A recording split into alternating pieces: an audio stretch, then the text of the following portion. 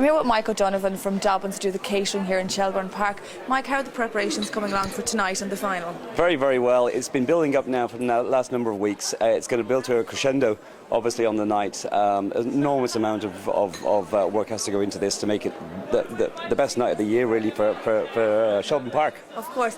And when do you actually start setting up for this event? Well, we really start about 2 weeks prior. There's an awful lot of background stuff we need to get the fresh food, to have that preparation done. Staffing is obviously one of the biggest issues here, to make sure that we've got the right staff in place, and a lot of that has to be trained in. And just the general setup of the whole stadium takes an enormous amount of effort and logistics. Well, tonight now we'll be looking at probably 80 to 100 staff, I would imagine, here this evening, as it's just a qualifier. But on the Derby night itself, we could be up to 150, 175 staff. Do you provide any packages for our customers? Yeah, well, we do. Tonight, for instance, we have over 150 on a platter package, which is one of our very popular packages used for hens and stags. So that's one of our main packages. The restaurant here this evening, over 250 people on a full restaurant package, and we have sweet packages upstairs. There's a birthday party upstairs for a gentleman up there, and he's having a sweet package, a buffet package upstairs. That, along with all the other public packages we have with the carvery area, so we probably have another 300-400 booked in on packages. Brilliant. On the evening. Come Derby now, the restaurant will be packed out with 450. We'll have a buffet package out on the pavilion for up to 150, and in the suites we'll have 240 people. Now we're expecting probably upwards of 1,500, maybe 2,000 people through our carvery, and we'll also have a barbecue going as well. On trackside, we'll have a barbecue going trackside, which will be great crack also. It's all go. It's all go from start to finish, absolutely, yes. On a night like tonight, what will be the biggest problem? Well, really, it's a lot of it's to do with the way we're set up here in the restaurant in Shelbourne Park. When people book here, they never book for certain times like you would have in a normal restaurant, because the racing starts around 8 o'clock. So consequently, you'd have hundreds of people coming in at the same time, ordering the fresh food, and it's cooked fresh on the premises every single day at the same time. So obviously, there's an enormous pressure on the kitchen to get the food out properly. So it can get a bit lively at times, and by lively I mean it can get a bit manic. But it all seems to work out in the end. I think we put on a very good show here. And just to finish up then, what's the most stressful part of the job for you? Well, the most stressful part of the job, I suppose, is worrying about the small detail. We're renowned, Dobbins are renowned for looking after the small detail. It's what differentiates us from other caterers.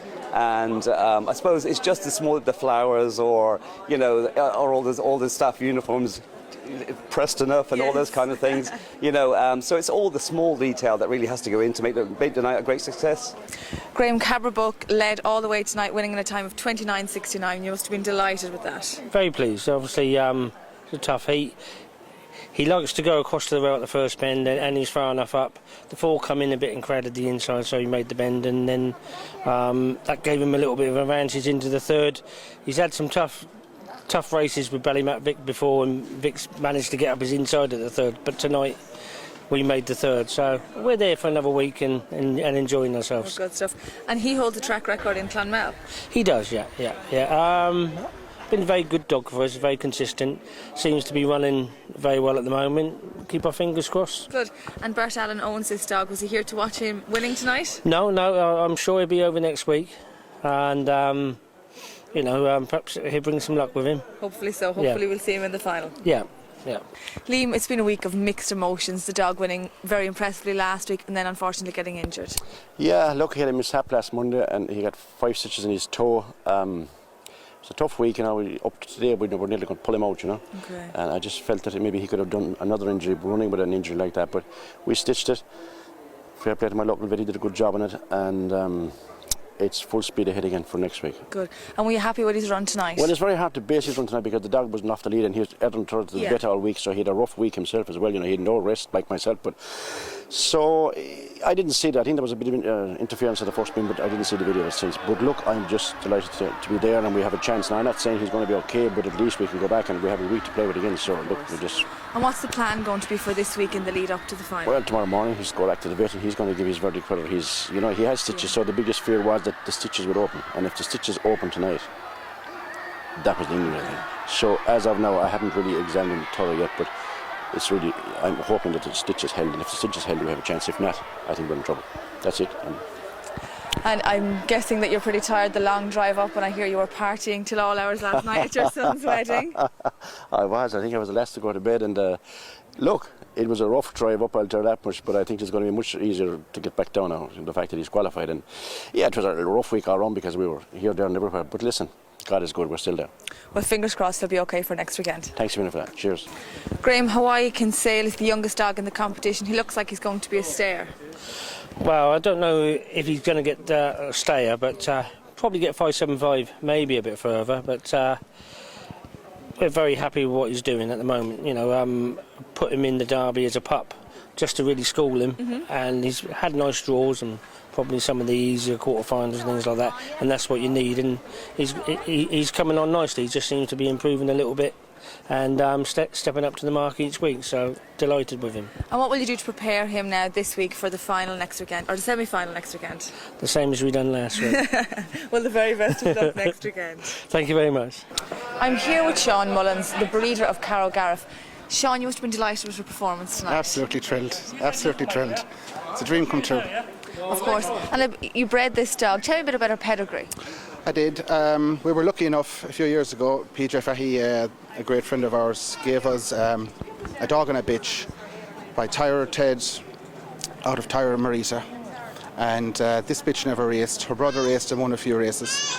But it turns out that they were the same litter as Tyre Rhino, the Derby winner, and Tyre Bertie, an extremely fast dog. So we always said we'd keep this bitch for breeding. And this bitch, Carrow Gareth, is from her first litter to Westmeath Hawk. And she's had a couple of other litters and had a litter 2 weeks ago to Headbound. Brilliant. And what will be the plan for this bitch long term? Are you going to breed her? Yes, that's the plan. We always intended on holding on to her to keep her to breed. Yeah. Well, the very best of luck in the semi-final next weekend. Thank you very much. I'm here with Gary Silcock, the trainer of Isabella's boy. Gary, you also bred this dog. Yeah, we have the Sarah Foley's Follies just started off. This is his first litter. He's been in two good finals so far, second in the Puppy Derby. Good. And Foley's Folly, is there much interest in this dog? Well, with 40 straws going to Australia, getting set up at the minute, so hopefully after that we're hoping that he'll take off. Fingers crossed. And tell me about this dog's record to date. I believe it's very impressive. Well, this boy here has 24, I think, races now. He's won 10 seconds. He's very rarely out of the first two. Brilliant. Well, the very best of luck in the final. Yeah. I'm here with Aidan Denton and Gerry Hughes, part owners of Kirit King.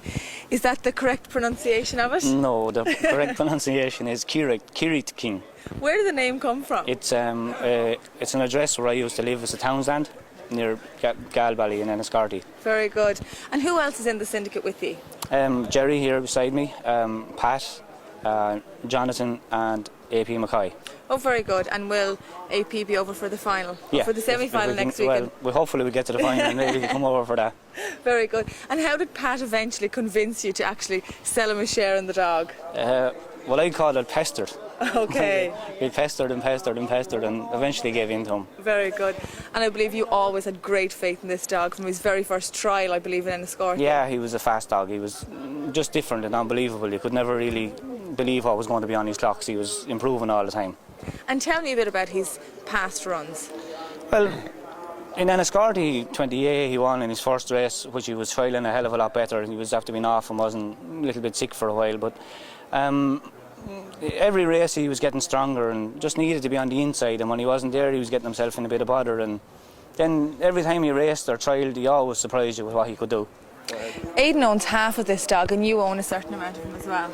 Well, there's a bit of a story behind that, because originally Pat tried to buy the whole of the dog, as Aidan will tell you, but he wasn't having it. Obviously he had great faith in the dog and he still wanted to have a part of it. So he phoned us and basically he said, look, there's a share in this dog, are you interested? And we said, look, what's he done? And he told us, and we said, yes, we want in on this dog. And he was so confident, Pat, that we had to go with it. And basically the rest is history. We went to Wimbledon. Pat fancied the dog to Wimbledon. I don't think he took to Wimbledon, but I think he's a Shelbourne dog. Look, you've seen him tonight. He's amazing around here. You know, he's a top dog. top dog, and Aidan knew that from the beginning. And look at, we're all in now. So, fingers crossed. Brilliant. The next greyhound is Hawaii Kinsale. Teddy, in the first semi-final, it looks like Isabel's Boy is going to lead. Yeah, the trap draw has made it wide open in the first semi-final. I mean, the best drawn dog is probably 6, Slippery Robert. Tyler Sugar Ray's in 4, he'll be going for the rails. 5 dog will be going for the rails. 1 can lead, but it's a wide open semi-final. I mean, at this stage, I would have thought before the draw that Pat Curtin's dog, maybe Tyler Sugar Ray, but I mean, they have been all drawn. It's a horrendous draw. It could be a very messy race. And what about the second semi-final? Well, with Ballymacvick in 1, he definitely won't be well drawn in 1. He'll be definitely moving out. The 4 dog definitely needs the rails. 3 needs the rails. Ballymac wasn't impressive tonight. Hopefully with a week's rest he may come back, but at this stage it's absolutely wide open. I would have thought before the draw you could have make a very short price favourite, but at this stage, I mean, I would hate to have to name the 3 dogs in the final, not mind to name the 6. Thank you. All right. Ian, we're just after seeing the trap draw. What do you make of the first semi-final? It's a good semi-final. It's probably a little weaker than the second semi-final, obviously enough. But you look at it there. Isabel's Boy is the dog that has all the early gears tonight. Born a Gem and Melody's Diamond couldn't get past him. I think he's a smart, intelligent sort of dog. I think tonight he knew they were there. He just got in their way, but he's going to go to the bend hard from the inside. I think he'll probably drift in the middle. Drubby's Adler ran a blinder tonight, coming from off the pace, ran on strongly. Caro Gareth, I think she's running above herself. She's running absolutely amazingly. She ran very well tonight. Yeah. She's not all that far away in third tonight. Like, she ran a great race. She did. We're talking Tyre Sugar Ray is obviously badly drawn. He wants to be on the fence, but in terms of pure pace, he's probably the fastest dog in the race. Hawaii Kinsale in 5, an improving puppy. He's a remarkable greyhound. It was only his 9th race tonight. He's going to be in the semi-finals of a Derby in his 10th race. And out in trap 6, Slippery Robert, who is without question the best drawn dog of the 2 semi-finals. He's going to get a glorious run. I can't see Slippery Robert out of the final, because you'd imagine that at least 2 or 3 of the inside runners are going to struggle to get a run. Tyre Sugar Ray, I can't see him out of the final, because no matter what happens, he's going to be finishing faster than any greyhound. From halfway, he's going to be taking 3 or 4 lengths out of him. And then it's a case of what will get through of the rest. Isabel's Boy will probably be in front. I fear that Hawaii Kinsale is going to lose out. I think Caro Gareth will struggle if she doesn't lead. And Drubby's Adler, well, he'd be the one that'd be threatening, let's say, the 3rd dog down the back straight if he's close by. But for me, Slippery Robert has a great draw. I'm not sure if I'd tip him to win the heat, but I'd tip him to be very, very close. Tyre Sugar Ray, I think, will qualify, because I think he can overcome adversity. And trap 1, Isabel's Boy, well, he's the dog of the early speed. But it's a strange little contest. Isabel's Boy, if he was in the middle, I'd be fancying him to go around on his own, and the rest of them to get a pretty much clear run. But because he's on the inside, you never know what's going to happen.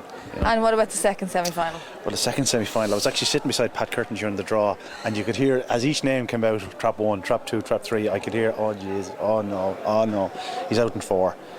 He was the last dog drawn in the 12, and then was the last drawn in the trap draw. You know, the way he's running, it's very hard to bet against him, despite the trap draw in 4. And Melody's Diamond and Born a Gem are in his immediate inside in traps 2 and 3. On the evidence we saw tonight, they're going to need to absolutely fly from traps to lead him. Now, Born a Gem is very much capable of a flyer from box 3, but if the Crete dog comes out level with her, I think he cleared him. And now Ballymacvick is he could be the fly in the ointment. We don't know how he is. He seemed to run well tonight. Obviously, he wasn't himself. No. You know, he missed a kick. He showed enough pace down the back straight to suggest that things are okay. It all depends how the stitch is held up and how he's going to be next week. It does. We don't know. We're going to have to wait for a progress report. Of the dogs on the outside, Slippery Sooty, I think he's run very well to get this far. I can't see him going any further, to be honest, despite the fact that he's a decent draw with Gerry King, likely to look inwards. Cabra Book has been running his normal, consistent self. He's going to go fast on the outside. He's going to have to clear Slippery Sooty. I spoke to Graham Holland after the second semi-final this evening. He says Slippery Sooty's or Cabra Book is a dog that needs probably a length and a half in the corner, because he cuts in so violently. In this race, if he cuts in so violently, I'm afraid he's going to do damage to something on his inside, because I cannot see him going around a length and a half in front. And if he doesn't clear them, he could himself find himself in trouble. I think it's a very strange heat. It all depends on how Ballymacvick is. If he pops out of traps, he'll definitely move to traps 2 or 3, and all of a sudden it could get a bit tight again on the inside. I hope, for the sake of the Derby, that Gerry King gets through, because I think he's been the most consistent dog thus far. And we said last week that he was depending on an inside draw. He gets 4 tonight. I hope he gets through, to be honest, and I think the racing public are hoping he gets through, because he's the dog that deserves to get through the way he's been running. Other than that, I think it's wide open. I really do.